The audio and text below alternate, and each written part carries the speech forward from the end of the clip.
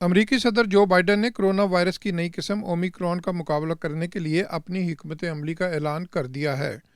अमरीकी नायब सदर कैमला हारिस और चीफ साइंसदान डॉक्टर एंथनी फॉची के हमरा मुश्तरका प्रेस कॉन्फ्रेंस से खिताब के दौरान सदर बाइडेन का कहना था कि हम कोरोना की नई किस्म ओमिक्रॉन का मुकाबला परेशान होकर करने की बजाय साइंटिफिक तरीके से करेंगे।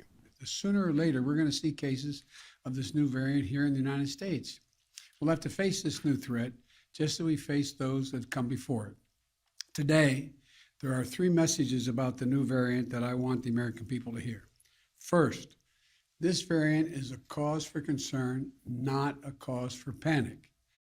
सदर बाइडेन ने अमरीकी अवाम पर जोर दिया कि जिन्होंने कोरोना वैक्सीन नहीं लगवाई वो फौरी लगवाएं और जिन्होंने पहले से लगवा रखी है वो कोरोना के बूस्टर शॉट लगवाएं। We have the best vaccine in the world, the best medicines, the best scientists, and we're learning more every single day. And we'll fight this variant with scientific and knowledgeable actions and speed.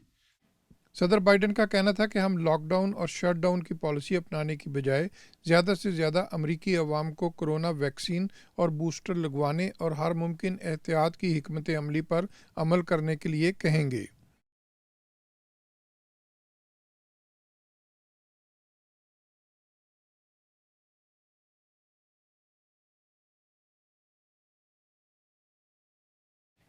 सदर Biden का कहना था कि वो mask mandate की बजाय अमरीकी अवाम से कहेंगे कि वो मास्क पहने और समाजी फासलों की पाबंदी समेत हर मुमकिन एहतियात करें।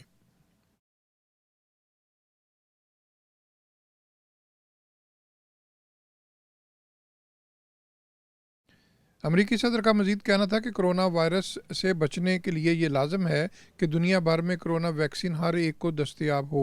अमरीका इस सिलसिले में अपना किरदार अदा कर रहा है और आने वाले दिनों में इस किरदार को मजीद बढ़ाएगा। Mohsin Zaheer, channel 5, New York.